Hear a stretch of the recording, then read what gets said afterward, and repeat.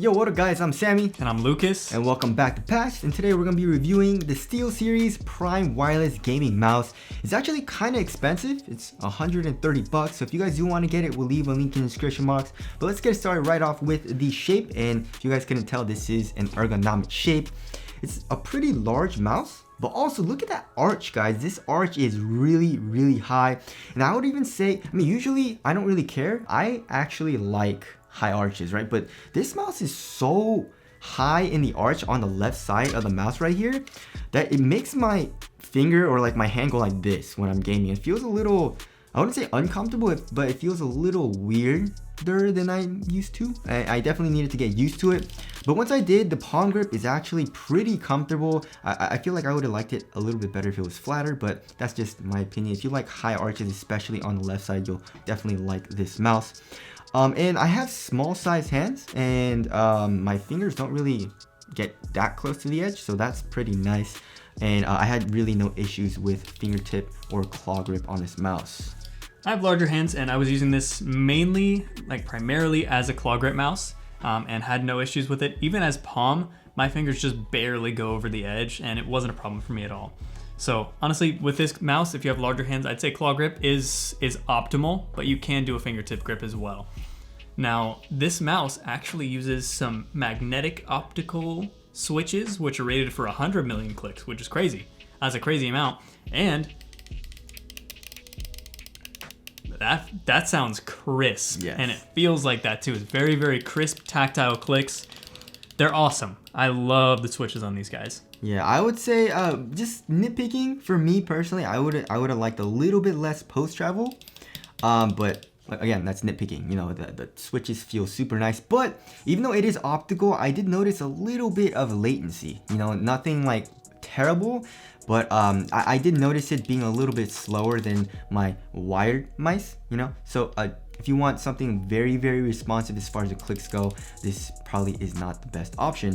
Moving on to the cyclist. Oh, that feels pretty damn nice, and it sounds pretty damn nice as well.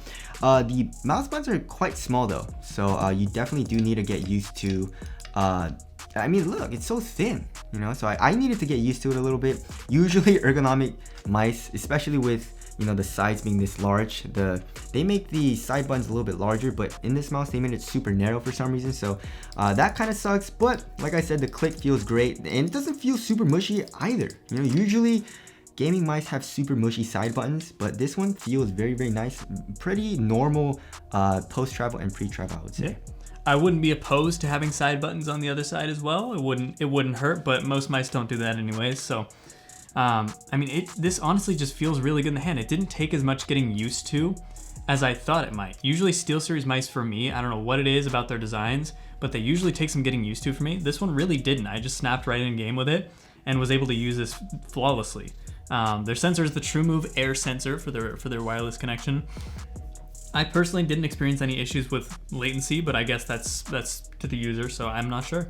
Yes, and also for the scroll wheel, it has some nice tactile steps, and there is a little bit of resistance. I would say some people might not like it. If you want something like very easy to move, this is actually takes a little bit of force to move the scroll wheel, but I like it. And as far as the texture goes, we have a nice textured kind of finish here. It's pretty smooth, but if you look very closely, there is a little bit of a texture. I would say it's a little bit finer than Razer, but not as smooth as like the Logitech G Pro wireless finish. And it feels super nice. It's grippy and really doesn't leave a whole lot of fingerprints, which I like. So the texture and the build quality feels super nice. There's really no rattling or anything either. On the bottom of the mouse, we have a on and off switch, and of course this is a wireless mouse, so we got the dingle right here. The dingle is quite large and quite heavy, and there is some rubber on the bottom of this dingle, so it kind of like stays on the desk and it doesn't really move. So that's very nice. I don't really like how this dingle kind of protrudes out though.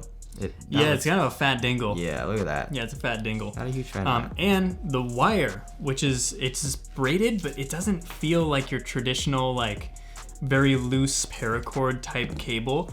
I actually had problems when I was using this plugged in. You could definitely feel the cable, so I would just watch out for that. Again, it boasts 100 hours of battery life on 1,000 hertz pulling rate. Yeah. Which is insane.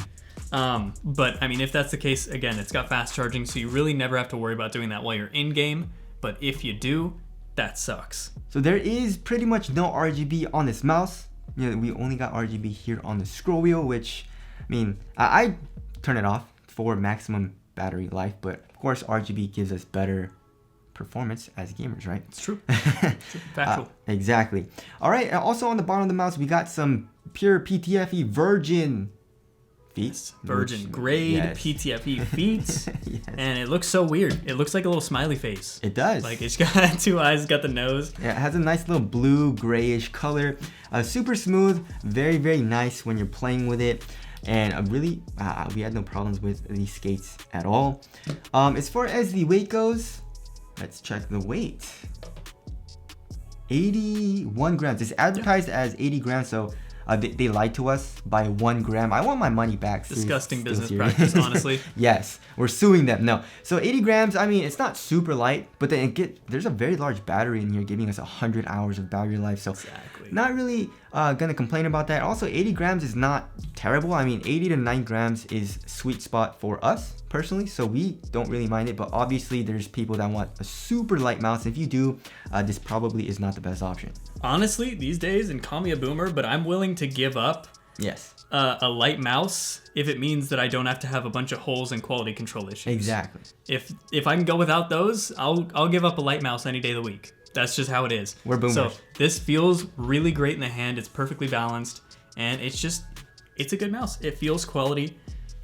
Does it feel like $130 mouse though?